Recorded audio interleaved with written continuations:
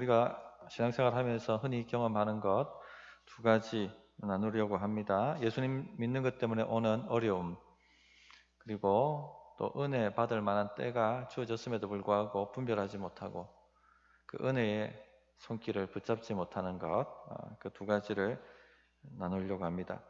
예수님 믿으면 만사가 형통하고 무조건 원하는 게 다 되고 행복할 줄 알고 신앙생활 첫 시작하시는 분들이 있습니다. 근데 얼마 못 가서 믿음 때문에 오는 분쟁을 경험하게 되죠. 그리고 낙심하고 심지어는 믿음 자체가 흔들리는 분들도 있습니다. 또 어떤 분들은 이 시대를 잘 분별하지 못합니다.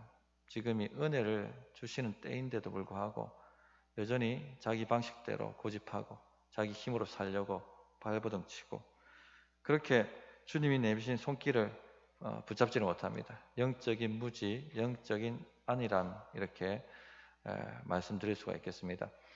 예수님께서는 이런 일들이 일어난다는 것을 아셨습니다. 그래서 제자들에게 또 무리들에게 이 이야기를 하시면서 준비하고 대비해서 그런 일들이 일어날 때 하나님 뜻대로 신앙생활 잘 할 수 있도록 그렇게 가르치신 것입니다. 오늘 이 말씀을 통해서 우리에게 우리 믿음에는 어떤 적용이 될 수 있을지 그것을 받아 누릴 수 있는 은혜가 있기를 바랍니다. 첫째, 예수님 때문에 일어나는 분쟁이 있습니다. 그런 분쟁이 일어날 때 당황하지 말라는 말씀입니다.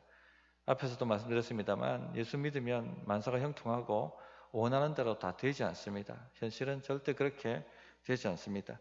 오히려 예수님 믿는 것 때문에 핍박이 들어오고 갈등이 생기고 어려움을 맞을 확률이 더 많죠. 그런 일들이 일어날 때 당황하지 말라는 것입니다. 담대하라는 것입니다. 왜냐하면 일어날 수밖에 없는 일이 일어난 것입니다. 49절 보시면 내가 불을 땅에 던지러 왔노니 이 불이 이미 붙었으면 내가 무엇을 원하리요? 이렇게 말씀하셨습니다. 이미 이 불이 여기에 떨어져 있습니다. 주님이 이 말씀하실 때는 아직 불이 붙지 않았지만 그래서 이 불이 이미 붙었으면 내가 무엇을 원하리요? 정말 원한다 이 말이지 않습니까? 그러나 주님이 십자가 지고 나신 후에 이미 이 불이 이 땅 가운데 붙었습니다. 이 불은 심판을 말합니다. 예수님을 거역하고 믿지 않는 자는 이미 심판을 받은 것입니다. 요한복음 3장 18절에 믿지 아니함으로 이미 심판을 받았다. 그렇게 말씀을 하셨죠.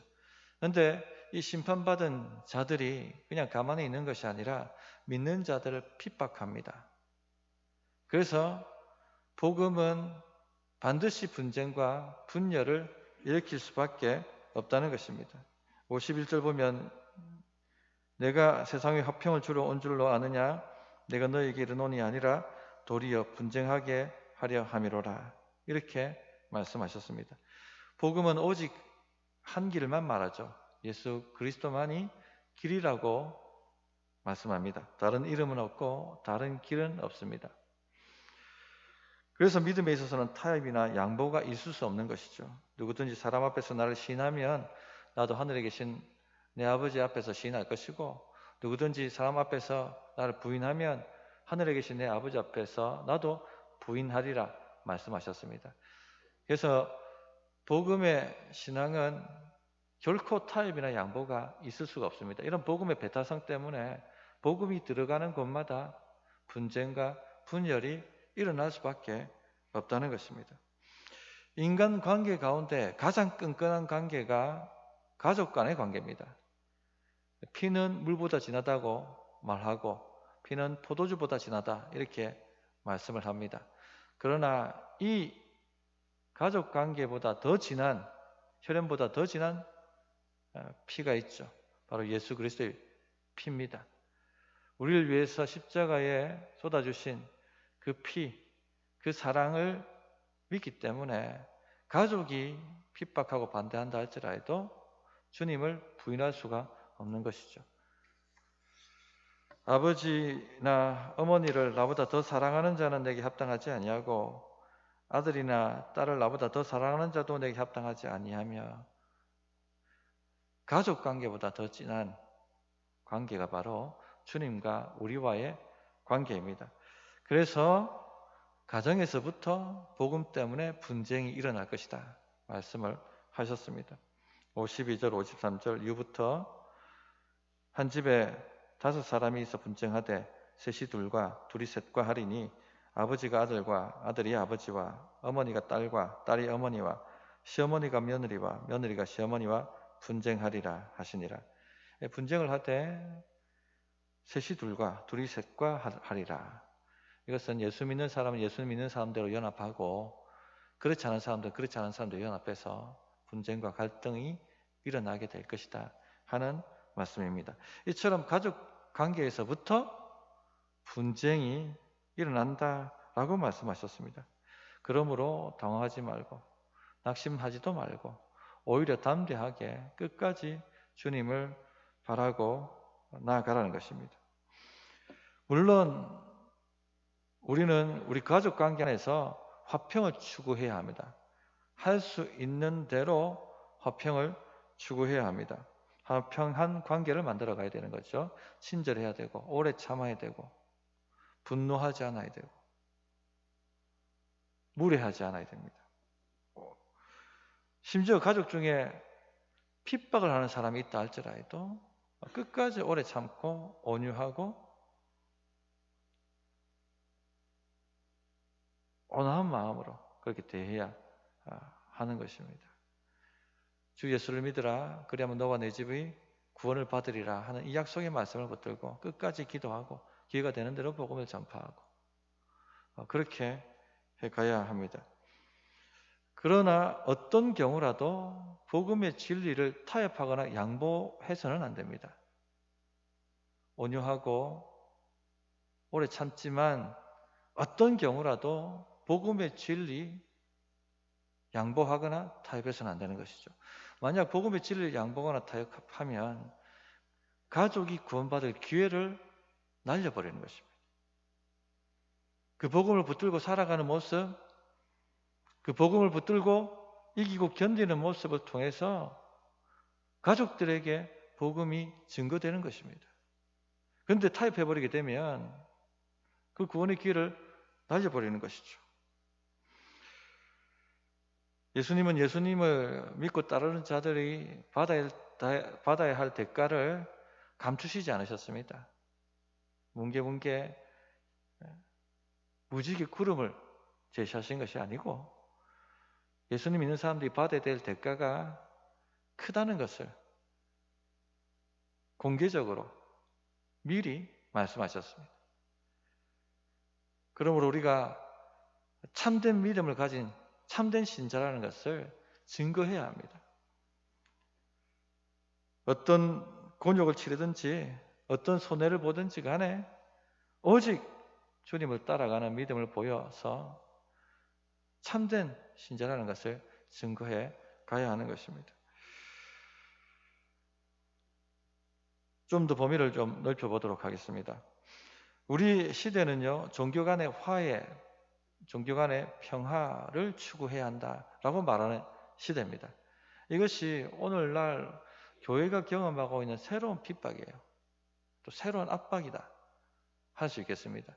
그렇게 하지 않으면 속 좁은 사람으로, 편협한 인간으로, 사랑이 없는 사람으로 그렇게 매도를 합니다. 사회의 화합을 깨는 아주 이기적인 집단으로 그렇게 취급을 하고 비난을 하고 욕을 합니다. 기독교 밖에서는 당연히 그렇게 하겠죠. 그런데 문제가 뭐냐면요, 기독교 안에도 이렇게 흔들리는 사람들이 있다는 것입니다. WCC라고 아시죠? 몇 년 전에 WCC 총회가 부산에서 있었습니다. 그것 때문에 온 교회가 시끄러웠습니다. 통합 측 교회가 여기에 가입되어 있고, 그리고 명성교회가 준비비를 맡아서 총회를 준비했었습니다. 그래서 명성교회가 욕을 바가지 들어먹었습니다.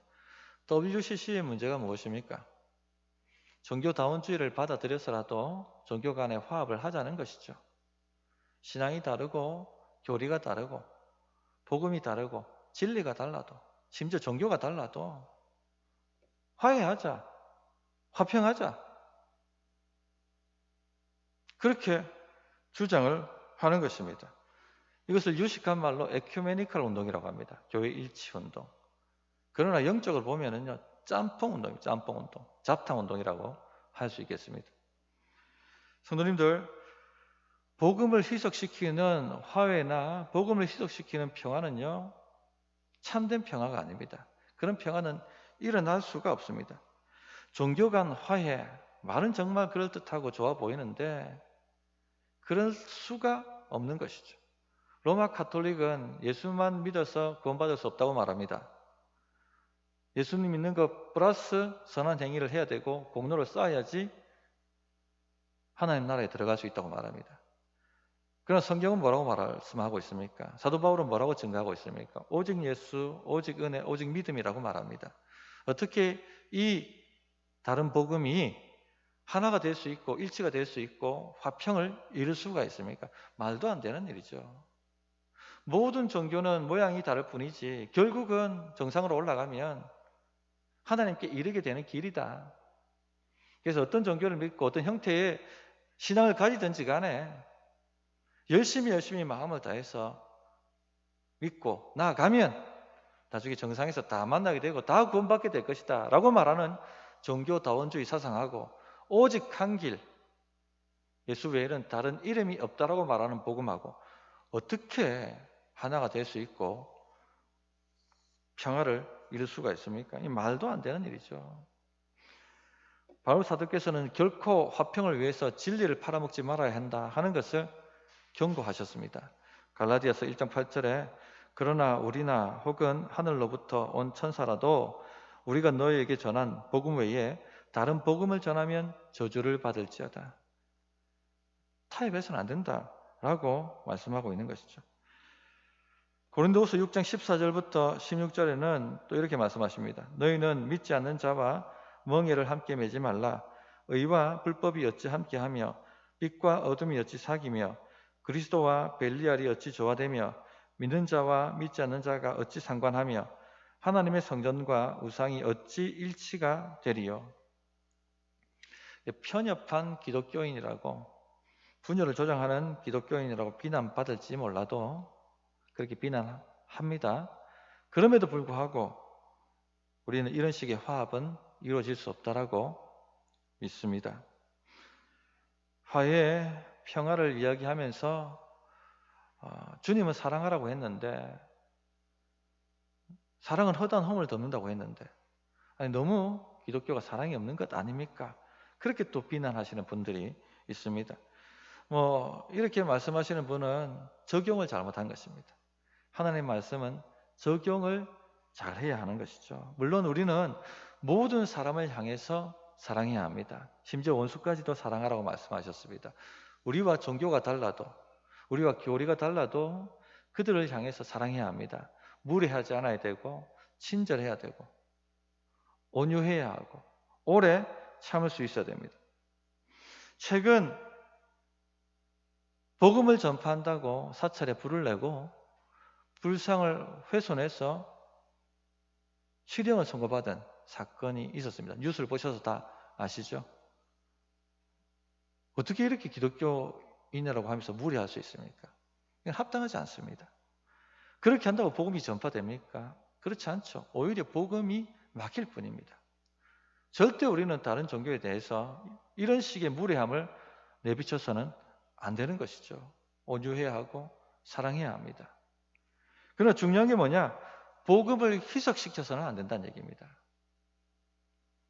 복음을 희석시키고 진리를 타협하고 양보함으로 화합을 하지는 않는다는 것입니다.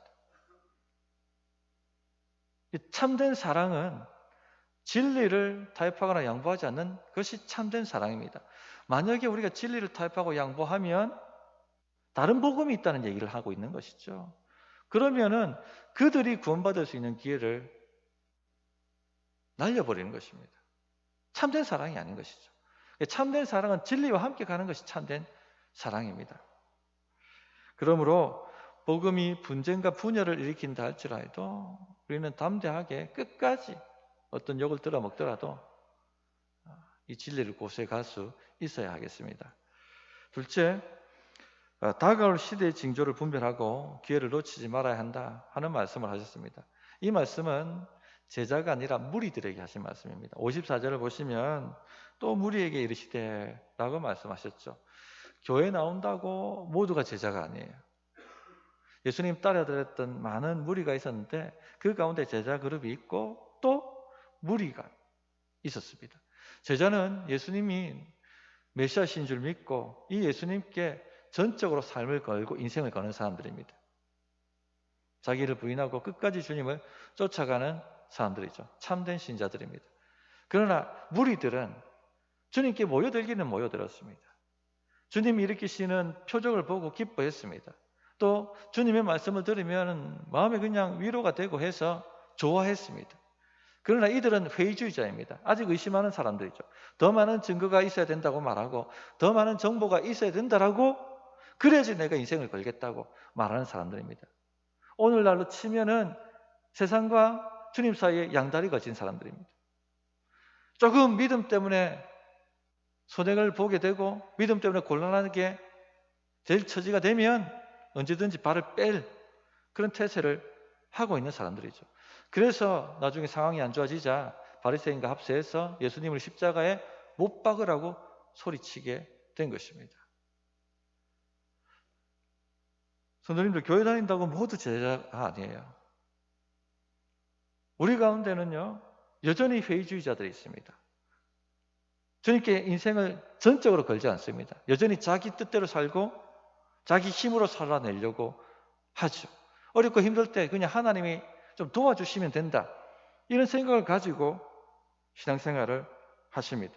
막연히 그냥 하나님이 좀 도와주시면 좋겠다, 이런 마음을 가지고 교회에 나오시는 분들도 있습니다. 세상과 주님 사이에 양다리 걸치고 있는 것이죠. 무리들입니다. 회의주의자들입니다. 믿음 때문에 상황이 안 좋아지면, 손해를 보게 되면, 핍박이 오면 언제든지 발을 빼고 주님을 떠날 태세를 하고 있는 것입니다.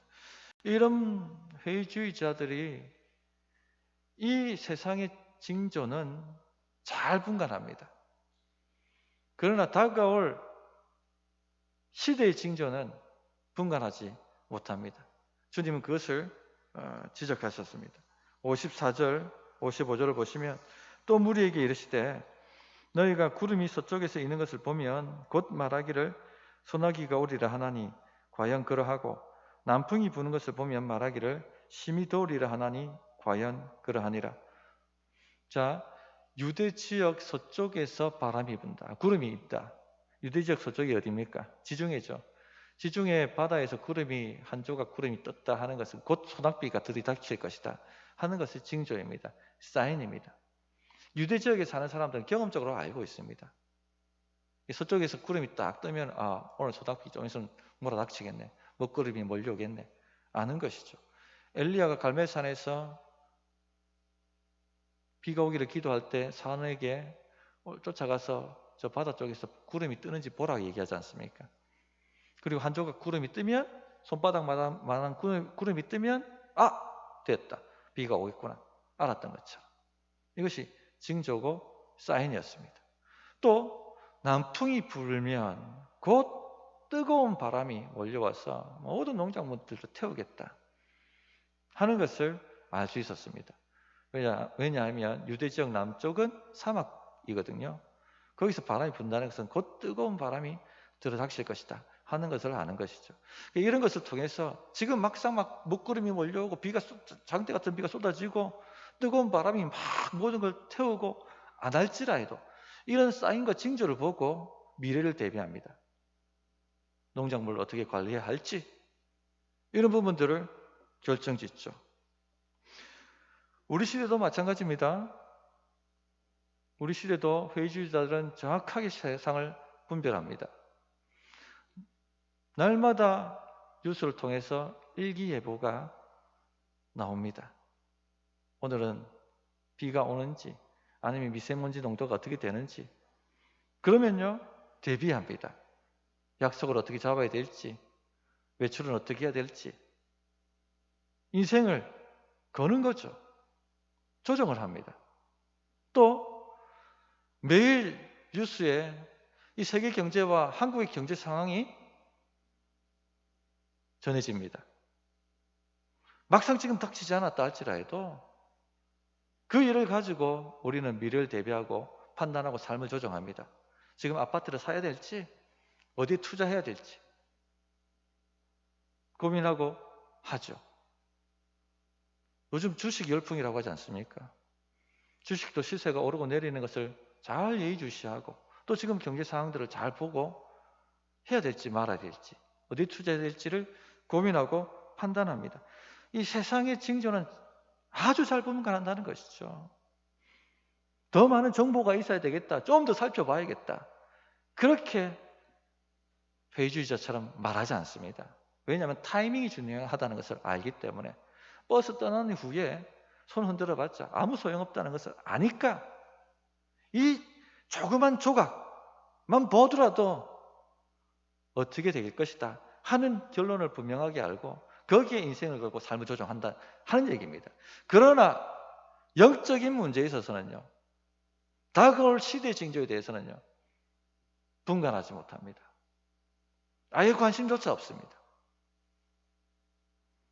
56절에 외식하는 자여 너희가 천지의 기상은 분간할 줄 알면서 어찌 이 시대는 분간하지 못하느냐.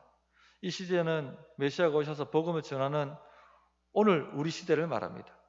하나님의 나라와 지옥 심판이 다가오고 있습니다.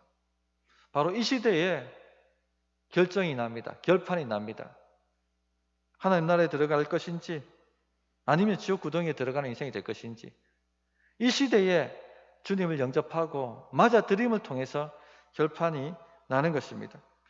그래서 주님은 이 시대를 분별할 수 있도록 수많은 증거를 제시하셨습니다. 그러나 무리들은 좀 더 지켜봐야겠다. 더 많은 증거가 필요하다. 그렇게 말했습니다. 예수님께서는요, 이들을 향해서 위선자여, 외식하는 자여, 너희들은 위선자들이다. 그렇게 말씀을 하셨습니다. 책망을 하셨어요. 서쪽에 뜨는 한 조각의 구름, 남쪽에서 불어오는 한 조각의 바람, 이것으로도 확실한 결론에 도달할 수가 있는데 더 많은 증거를 달라고 요구하지도 않는데 이렇게 수많은 증거를 제시함에도 불구하고 더 많은 증거를 줘야 하겠고 좀 더 지켜봐야 하겠다라고 말하는 것, 위선이죠. 본심이 무엇입니까? 하나님 말씀에 자신의 삶을 맡기고 싶지 않은 것이죠. 하나님 말씀에 자신의 삶을 순종해서 드리고 싶지 않은 것이죠. 그것이 바로 본심입니다. 예수님이 메시아시다는 증거는요, 차고도 넘칩니다.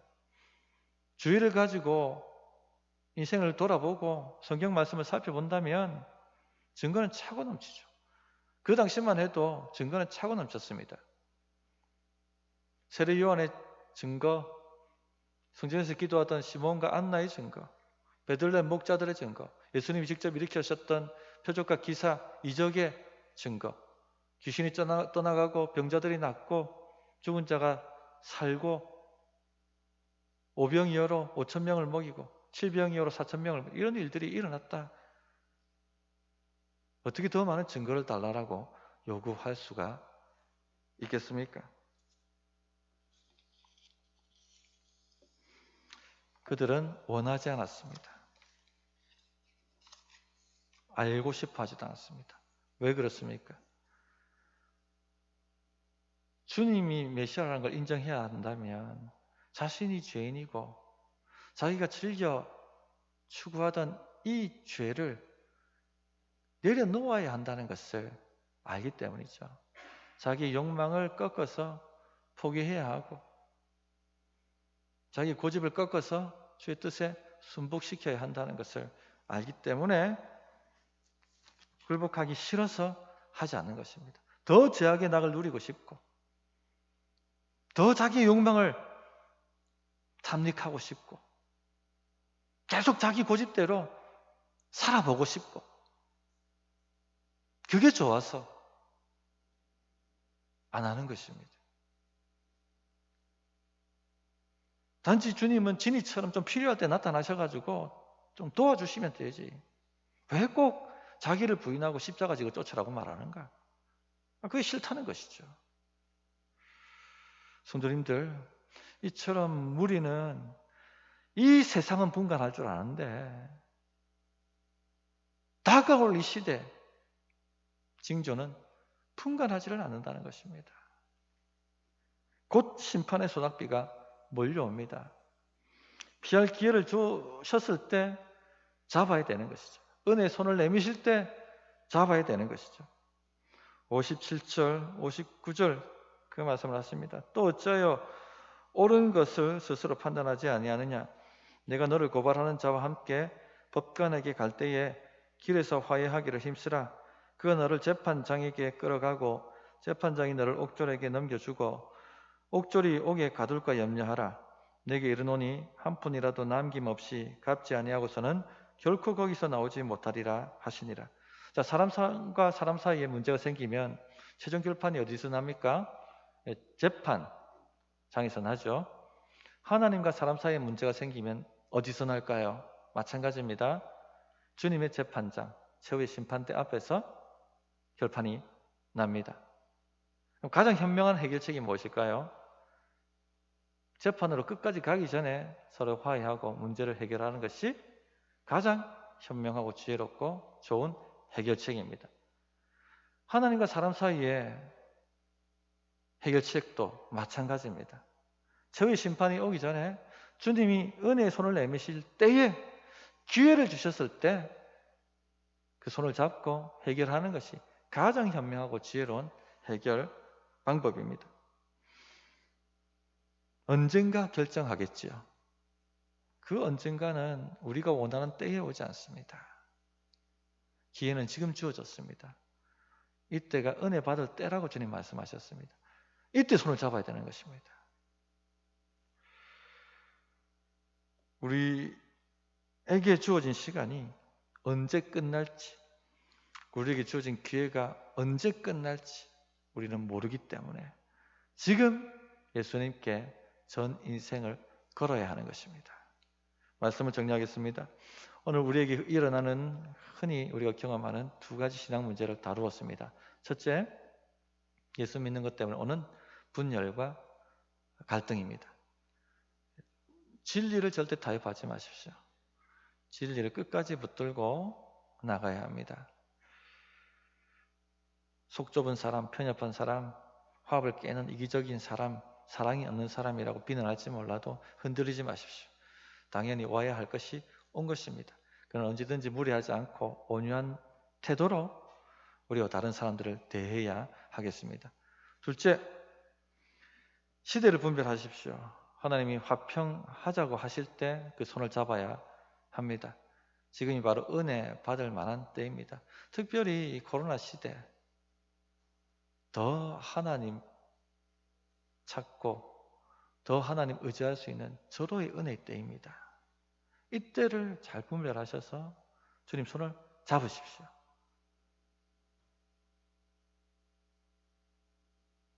놀라운 하나님의 은혜가 열리게 될 것입니다. 어떻게 응답해야 될지 1분간 기도하도록 하겠습니다.